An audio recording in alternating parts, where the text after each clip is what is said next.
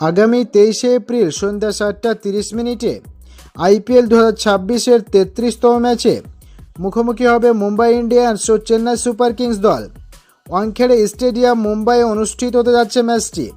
তো এই ম্যাচে কোন দল জিততে পারে সেটি আপনাদের সামনে আলোচনা করব এবং এই মাঠে কোন দলের পারফরমেন্স কেমন সেটাও আপনাদের সামনে তুলে ধরব।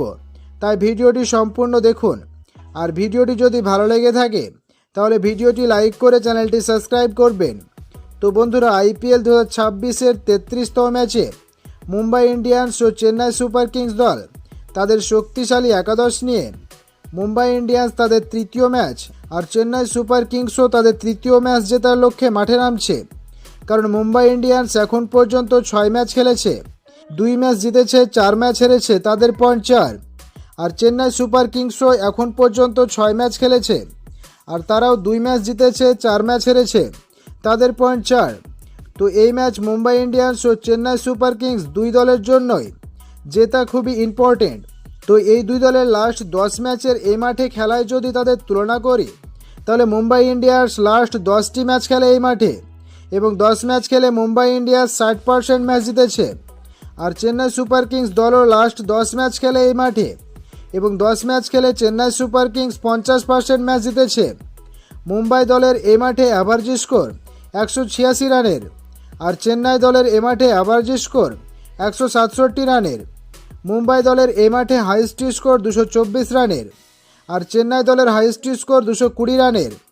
মুম্বাই ইন্ডিয়ান্স দলের লাস্ট 10 ম্যাচে এ মাঠে লোয়েস্ট স্কোর 121 রানের আর চেন্নাই সুপার কিংস দলের লোয়েস্ট স্কোর মাত্র 97 রানের। এই মাঠ মুম্বাই ইন্ডিয়ান্স দলের নিজেদের ঘরের মাঠ, তাই এখানে তারা কিছুটা অ্যাডভান্টেজ পাবে, সেটা বুঝতেই পারছেন।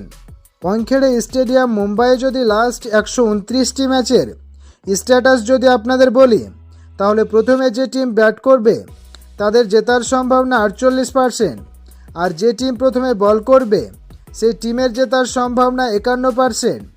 এই মাঠে অ্যাভারেজ ফার্স্ট ইনিংস 171 রানের আর অ্যাভারেজ সেকেন্ড ইনিংস 160 রানের। এ মাঠে হাইয়েস্ট টোটাল হয়েছিল 240 রানের আর লোয়েস্ট টোটাল হয়েছিল 67 রানের। এ মাঠে হাইয়েস্ট রান চেজ হয়েছে 224 রানের আর লোয়েস্ট ডিফেন্ড হয়েছে 118 রানের। এই পরিসংখ্যান অনুযায়ী এই মাঠে যারা প্রথমে বোলিং করবে তারাই কিন্তু অনেকটা এগিয়ে থাকবে।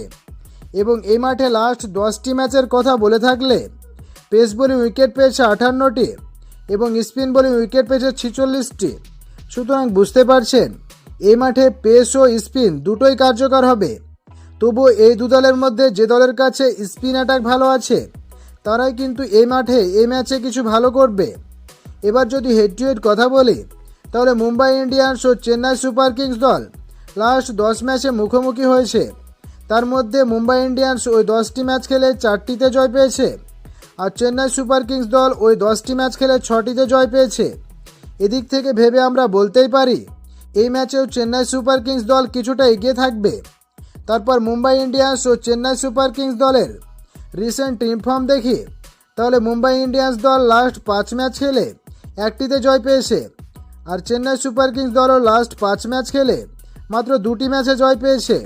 ওয়াংখেড়ে ক্রিকেট স্টেডিয়াম মুম্বাইয়ে যদি লাস্ট 10 ম্যাচের অ্যাভারেজ রানের কথা বলি তাহলে যারা ফার্স্ট ব্যাট করবে ফার্স্ট 6 ওভারের প্রথম ইনিংসে অ্যাভারেজ স্কোর 55 রানের, দ্বিতীয় ইনিংসে অ্যাভারেজ স্কোর 60 রানের, 10 ওভারের প্রথম ইনিংসে অ্যাভারেজ স্কোর 91 রানের, দ্বিতীয় ইনিংসে অ্যাভারেজ স্কোর 95 রানের, 15 ওভারের প্রথম ইনিংসে অ্যাভারেজ স্কোর 142 রানের, দ্বিতীয় ইনিংসে অ্যাভারেজ স্কোর 144 রানের, 20 ওভারের প্রথম ইনিংসে অ্যাভারেজ স্কোর 196 রানের, দ্বিতীয় ইনিংসে অ্যাভারেজ স্কোর 208 রানের।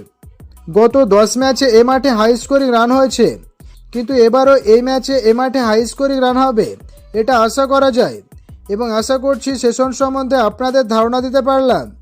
আবার ফ্যান পোলে 45,569 জনের ভোটে এই দুই দলের মধ্যে মুম্বাই ইন্ডিয়ান্স টিমকে 39% জেতার সম্ভাবনা দিয়েছে আর চেন্নাই সুপার কিংস টিমকে 61% জেতার সম্ভাবনা দিয়েছে।